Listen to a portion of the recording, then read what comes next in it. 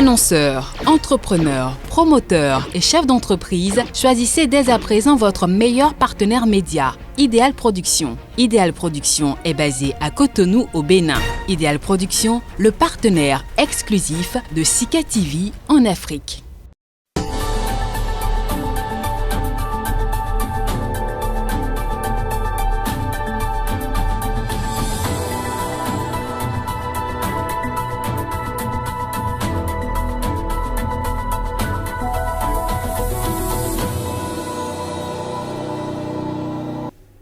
Bonjour à tous, merci pour votre fidélité à Sika TV et bienvenue dans ce journal Écho.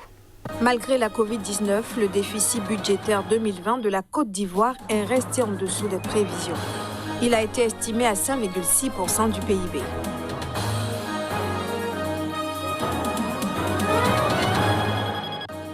La direction malienne du Trésor a lancé le calendrier d'émission des titres publics de 2021.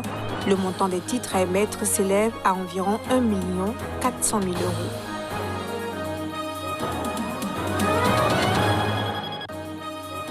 €. « 2021 devrait être une année de forte reprise pour le Gabon. Selon le chef de l'État, le pays table sur une croissance de 4%.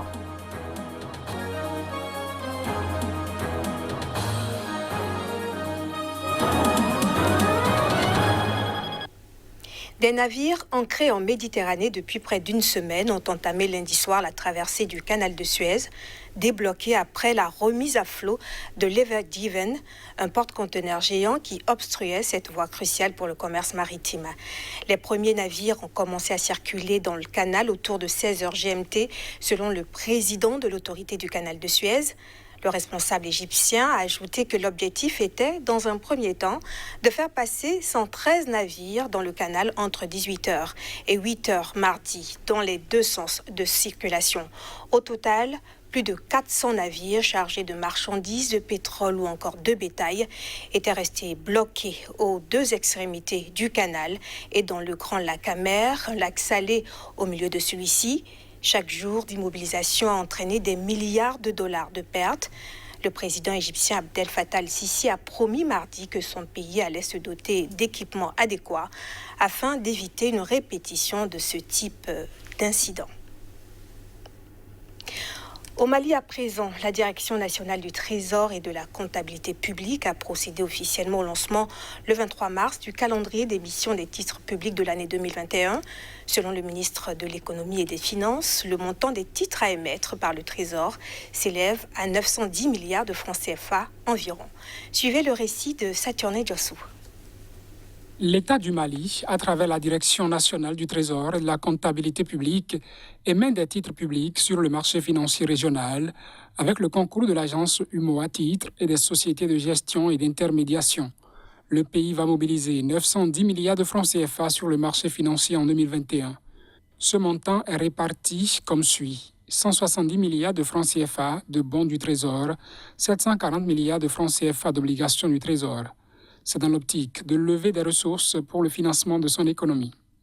Le montant prévisionnel à lever sera mobilisé à travers 22 émissions de titres publics, soit une émission tous les 15 jours avec un montant nominal compris entre 25 et 80 milliards de francs CFA et de 2 émissions d'emprunts obligataires par appel public à l'épargne de 180 milliards de francs CFA. Par ailleurs, l'État du Mali procédera à des remboursements en capital d'environ 394 milliards de francs CFA au titre de l'année 2021. Notons que le Trésor public du Mali, à travers l'accompagnement des partenaires techniques et financiers, a mobilisé convenablement et à hauteur de souhait plus de 906 milliards de francs CFA sur le marché financier régional, et cela à travers 22 émissions de titres publics en 2020. Pour mieux répondre à l'urgence de la pandémie de Covid-19, le gouvernement ivoirien avait décidé de réajuster son budget 2020. Malgré le ralentissement de l'économie nationale, les recettes recouvrées ont été plus importantes que prévu. Précision. En 2020, la Côte d'Ivoire a enregistré un déficit budgétaire estimé à 5,6% du PIB. C'est ce qu'a annoncé le gouvernement ivoirien dans le communiqué du Conseil des ministres du 24 mars. Ce chiffre est en baisse par rapport aux prévisions fixées à 5,9% du PIB. L'année dernière, la pandémie de Covid-19 qui a touché tous les pays africains a également perturbé l'exécution du budget de l'État ivoirien. Celui-ci a dû faire des réajustements, notamment au niveau des dépenses et de la collecte des ressources. Malgré cette situation, la Côte d'Ivoire a enregistré une amélioration du recouvrement de ses recettes, mobilisant 7 290,8 milliards de francs CFA contre une prévision révisée de 6 751 milliards. Les recettes fiscales ont été recouvrées à hauteur de 3 772,4 milliards de francs CFA à fin décembre 2020, avec un écart positif de 155,3 milliards de francs CFA par rapport à l'objectif révisé de 3 617,1 milliards selon les autorités. De plus, les dépenses qui ont surtout été marquées par le programme de riposte contre la pandémie ont quant à elles enregistré un taux d'exécution de 102,2%. Pour rappel, le FMI estime à 1,8% la croissance de l'économie ivoirienne en 2020. Pour l'année prochaine, l'institution table sur un rebond à 6,2%. Le Forum des dirigeants africains sur la richesse souveraine et les fonds de pension a annoncé le lancement de son initiative de Banque panafricaine d'investissement dans les infrastructures vertes, un organisme de recherche sur la défense et la sécurité, les énergies nucléaires et renouvelables. C'était lors de la 53e session de la conférence des ministres africains des Finances, de la planification et du développement économique organisée par la CEA. Retrouvons Saturne Diossou pour les détails. La Banque panafricaine d'investissement dans les infrastructures vertes a mobilisé environ 20 milliards de dollars auprès des partenaires d'investissement du G7 et du G20 et cherche à lever 3 à 5 milliards de dollars auprès d'investisseurs institutionnels et de gouvernements africains. L'initiative agira comme une plateforme d'investissement panafricaine internationale de classe mondiale pour mobiliser ce marché de financement et ce capital institutionnel à grande échelle. Selon le président du Forum sur la richesse souveraine et les fonds de pension, l'Afrique a besoin de 100 milliards de dollars par an pendant la prochaine décennie pour lutter contre la pauvreté énergétique à travers le continent. Le modèle de l'AGIIB est basé sur le modèle réussi de la UK Green Investment Bank qui a été amorcé avec 5,2 milliards de dollars de capitaux publics. L'institution se dit fière de jouer son rôle en tant que communauté d'investissement institutionnel du continent, de défendre et de créer une plateforme d'investissement spécialisée dans les infrastructures vertes qui soutient la transition verte des continents, augmente la part des continents dans l'économie mondiale verte industrielle, tout en offrant des rendements ajustés aux risques globalement compétitifs pour ces investisseurs. Rendons-nous maintenant en Afrique du Sud. L'industrie des fruits est en plein boom depuis quelques années. Si les agrumes et l'avocat sont les principales filières qui attirent le plus l'attention, d'autres cultures, comme la myrtille, sortent de plus en plus de l'ombre. Les exportations du fruit ont atteint plus de 15 000 tonnes.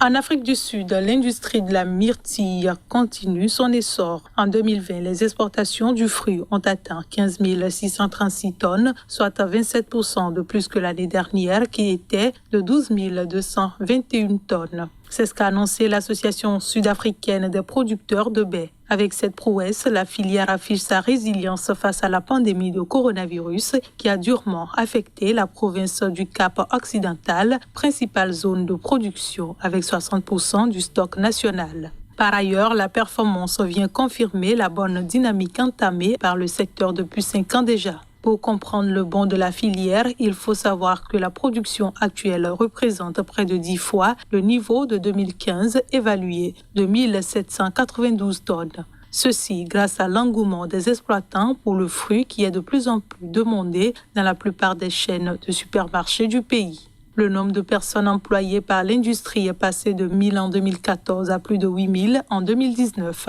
La filière pourrait continuer sa success story dans les prochaines années et émerger en tant que référence mondiale. L'industrie envisage notamment de récolter à 62 000 tonnes et les exportations à 44 000 tonnes d'ici 2024. 6% de croissance du PIB en 2020 et 6,2% en 2021 pour le Kenya, malgré la Covid. Les raisons de cette croissance, c'est tout de suite avec Casimir Pédior. Bonjour Casimir Kpejo, vous êtes le directeur de publication du quotidien La Nouvelle Économie. C'est bien ça. Merci d'être avec nous. Tout le plaisir pour nous. Malgré la pandémie liée au coronavirus, le Kenya a affiché une croissance de 6% en 2020 et louche 6,2% en 2021. À quoi est-ce que cette croissance du PIB est-elle due? À une batterie de mesures que je peux qualifier de positive pour le pays. En effet, le pays a travaillé ces 5 dernières années, c'est-à-dire bien avant donc 2020, le pays a travaillé sur un certain nombre de sous-secteurs pouvant permettre donc de relancer l'économie. Et on peut citer les bonnes conditions météorologiques, ça c'est Dame Nature qui l'offre au pays en bonus, mais déjà on note ici l'augmentation de la production agricole et aussi de l'exportation du brut de pétrole. Le pays n'est certainement pas l'un des pays qui développe donc cette matière première, mais le Kenya a quand même bénéficié d'un certain nombre d'atouts en exportant donc son pétrole brut. Au-delà de ça, le Kenya a bénéficié des investissements directs étrangers ces 5 dernières années, ce qui a donc permis au pays d'obtenir certaines croissances dans le développement de son industrie, ce qui a également permis au pays d'améliorer sa prestation en termes donc de plus-value au niveau du transport, mais aussi au niveau donc de la manufacture. Tout ceci combiné a permis donc au Kenya d'afficher une très bonne croissance en 2020. Vous le disiez tantôt, du moins 6%, j'allais dire, en 2020 contre 6,5% pour le compte donc de cette année. Le pays est en train de loucher cela. Il faut aussi ajouter les bénéfices donc liés à l'accord de la ZLECAf, la zone de libre-échange continentale, même si cela n'est pas entré en vigueur. Le Kenya avait déjà commencé par bénéficier donc des fruits en développant donc un certain nombre de mécanismes liés à l'exportation de ces produits vers la région et aussi vers d'autres régions. Voilà un peu ce qu'on peut dire en termes donc de performance, en termes de travail effectué par les dirigeants, sans oublier son programme Big Funds Agenda qui voudrait donc mettre l'accent sur la santé, l'agriculture et l'industrie au niveau donc des populations. Alors le pays opte pour une croissance de dette extérieure en 2021. Quel est le risque de ce choix politique? C'est le bonus que les dirigeants offrent donc à l'économie. En 1 minute, Casimir. Bien sûr, c'est le bonus donc qu'offrent les dirigeants à ce pays et aujourd'hui la dette extérieure ira de façon croissante, ce qui va afficher 59% du produit intérieur brut aux dettes totales. Oui, le risque, il est là. Le risque donc de refinancement et aussi le risque de l'escalade des coûts sur le marché des changes. Voilà un peu ce que le pays risque de courir en termes donc d'aisance, en termes donc de politique de développement. Merci beaucoup Casimir Kpejo. Tout le plaisir était pour Casimir Kpejo est le directeur de publication du quotidien La Nouvelle Économie. Et ce sera tout pour ce journal. Merci de l'avoir suivi et restez avec nous sur Sika TV.